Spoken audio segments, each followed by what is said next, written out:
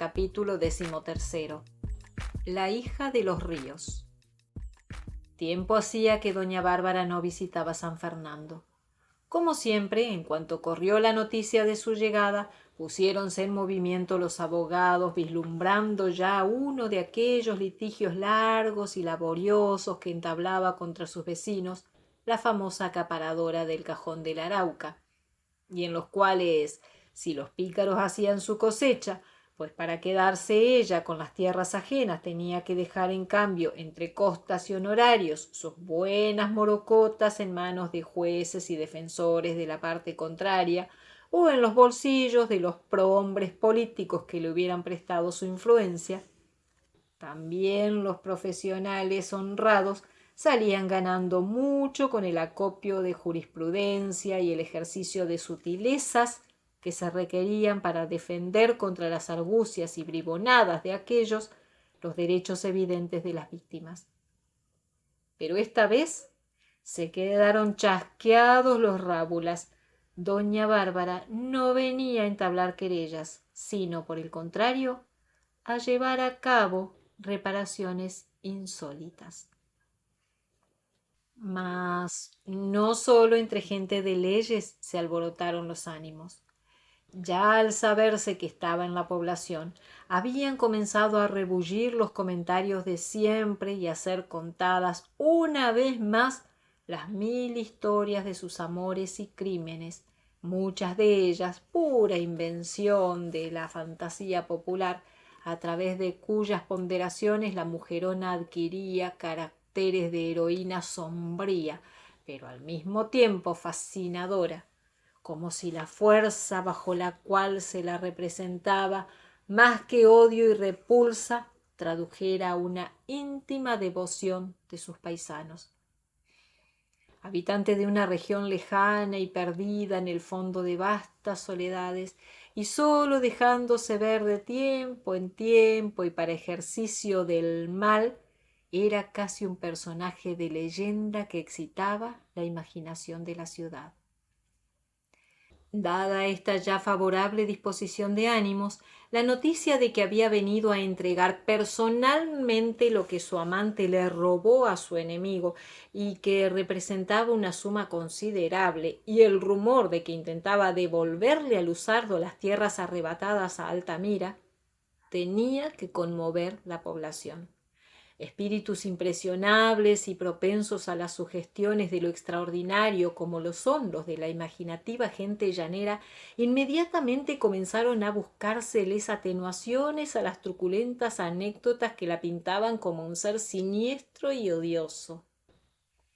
E inventando cada cual lo que se le antojara, pero contra la corriente de las antiguas versiones, empezaron a circular por la población novísimos episodios de la vida de doña Bárbara, edificantes casi todos. No se habló de otra cosa durante toda la tarde. Las mujeres allá en sus casas, en animados conciliábulos de vecindario, los hombres en los corrillos que se formaban en torno a las mesas de los botiquines, y en la noche la calle del hotel donde ella se había alojado estuvo muy concurrida. Era el hotel una casa de corredor hacia la calle, situada frente a una de las plazas de la población. Doña Bárbara reposaba en una mecedora al fresco de la brisa que soplaba del río, distante de allí un centenar de metros, sola, reclinada la cabeza en el respaldo del asiento, en una actitud lánguida y con una expresión de absoluta indiferencia por todo lo que la rodeaba. Y lo que la rodeaba era la curiosidad de la ciudad. En la acera de enfrente, hombres del pueblo se habían detenido a contemplarla, y ya era numeroso el grupo mudo y extático. Y bajo los corredores del hotel y casas de comercio vecinas que se prolongaban hasta la orilla del Apure, pasaban a cada rato grupos de señoritas y de señoras jóvenes que habían salido de sus casas solo para verla. Las primeras, al poner sobre ella sus ojos honestos, se ruborizaban, azoradas por el temor de que los hombres que estaban por allí cerca las sorprendiesen satisfaciendo la maliciosa curiosidad. Las segundas la examinaban a sus anchas y se cambiaban sus impresiones entre sonrisas malévolas. Vestía una bata blanca, adornada con encajes que dejaba al descubierto sus hombros y brazos bien torneados, y como nunca la habían visto con un aspecto tan femenino, hasta las más intransigentes concedían: todavía da el gatazo. En cambio, las más espontáneas exclamaban: es estupenda, qué ojos tiene. Y si alguna comentaba: dicen que está perdidamente enamorada del doctor Luzardo, no pasaba de amargura, de honestidad desilusionada esto que otra agregara: y se casará con él. Esas mujeres logran todo lo que se proponen, porque los hombres son todos idiotas. Al fin se cansaron de admirar y de murmurar, y la calle se fue quedando sola. La luna brillaba débilmente sobre las copas de los árboles de la plaza lavadas por un aguacero reciente, y se reflejaba en las charcas que se habían formado en las calles. A intervalos, un soplo de brisa agitaba las ramas y refrescaba la atmósfera. Ya los transeúntes se habían recogido en sus casas, y los vecinos que tomaban el fresco fuera de las suyas, obstruyendo las aceras en mecedoras y sillas de extensión, empezaban a despedirse de un grupo al otro con lentas voces y lánguidas entonaciones. Hasta mañana, pues, a dormir, que ya esto se acabó. Y en el silencio que se iba extendiendo por la población, aquellas palabras sencillas, aquella lánguida invitación al sueño, tenían la mansa gravedad del drama de los pueblos tristes, donde es algo solemne el hecho de recogerse a la cama al cabo de un día sin obras, que era solo un día menos en la esperanza, pero murmurando siempre: mañana será otro día.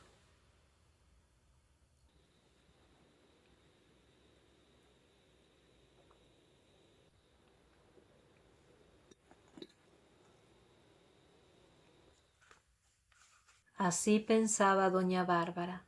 Ya había entregado las obras que le cerraban el paso y ahora veía despejado el camino. Soñaba, como una jovencita ante su primer amor, haciéndose la ilusión de haber nacido a una vida nueva y diferente, olvidada de su pasado, cual si éste hubiera desaparecido con el espaldero siniestro de la mano armada y tinta en sangre, y con el amante del grosero amor. ¿Cuáles serían sus sentimientos para las cosas que vendrían con aquel mañana? Se preparaba para ellas como para un espectáculo maravilloso, el espectáculo de sí misma por un camino diferente del que hasta allí había recorrido, de su corazón abierto a las emociones desconocidas, y esta espera ya era luz sobre la región de su alma que empezaba a revelársele y por donde discurrían formas serenas, sombras errantes del buen amor frustrado de la muchacha que vislumbrara a través de las palabras de Asdrúbal un mundo de sentimientos diversos de los que reinaban en la piragua de los piratas del río. Mas he aquí que en lo mejor de sus desmemoriados fantaseos, una de esas ideas que se deslizan furtivas, una impresión tal vez de una palabra inconscientemente percibida, un minúsculo cuerpo extraño en el engranaje de la máquina altera de pronto su funcionamiento y la hace detenerse. ¿De dónde ha venido esta amargura repentina que la ha hecho contraer el ceño involuntariamente, este sabor conocido de olvidados rencores? ¿Por qué la ha asaltado el intempestivo recuerdo de un ave que cae encandilada al apagarse de pronto unas hogueras? Así su corazón, deslumbrado ya por las luminosas ilusiones, se le ha quedado repentinamente ciego para el vuelo del sueño. ¿No bastaba, pues, haber entregado las obras? Fue la contemplación del populacho agrupado en la acera de enfrente y el ir y venir de las señoras y señoritas de la ciudad, la admiración ingenua y la curiosidad maliciosa, la ciudad que quería hacerla recordar la historia que ella se empeñaba en olvidar. Parecíale que le hubieran dicho al oído: para ser amada por un hombre como Santos Luzardo es necesario no tener historia. Y la suya se le vino a la mente, como siempre, por su punto de partida. Era en una piragua que surcaba los grandes ríos de la selva cauchera. Abandonó el soportal del hotel y lentamente se fue alejando por las vecinas casas de comercio que llegaban hasta la ribera del Apure. Una necesidad invencible y oscura la llevaba hacia el paisaje fluvial. La hija de los ríos empezaba a sentir la misteriosa atracción. Un cielo brumoso cernía sin brillo la luz de la luna sobre las fachadas de las casas ribereñas, sobre los techos de palma de los ranchos esparcidos más allá sobre el monte de las costas, sobre la quieta superficie del turbio Apure, cuyas aguas en máxima bajante por efecto de la sequía habían dejado al descubierto anchas playas arenosas. En la de la margen derecha, al pie del malecón, estaban varados desde la creciente anterior una lancha y un alijo, y en la orilla flotaban, amarrados a estacas, la balsa del paso construida sobre canoas, unas piraguas negras cargadas de leña y de plátanos, y un bongo en lastre recién barnizado de blanco, sobre cuya paneta dormía un muchacho extendido boca arriba. Ya se habían retirado a sus casas los hombres que habían estado bebiendo y charlando bajo los árboles de la ribera, frente a los botiquines, y los dependientes de éstos recogían las sillas y las mesas y cerraban las puertas, apagando así los reflejos de las lámparas sobre el río. Doña Bárbara comenzó a pasearse por la avenida solitaria. En la balsa conversaban los bogas de las piraguas con los palanqueros del bongo, y su charla es algo tan lento como la corriente del río por la horizontalidad de la tierra, como la marcha de la noche soñolienta de brumas, como los pasos de doña Bárbara, sombra errante y silenciosa a lo largo del ribazo. La costa del monte, quieta y oscura bajo la noche serena. El río que viene de arriba desde las remotas montañas, deslizándose en silencio. El graznido de un chicuaco que se acerca volando sobre el agua dormida. Y la conversación de los bogas con los palanqueros.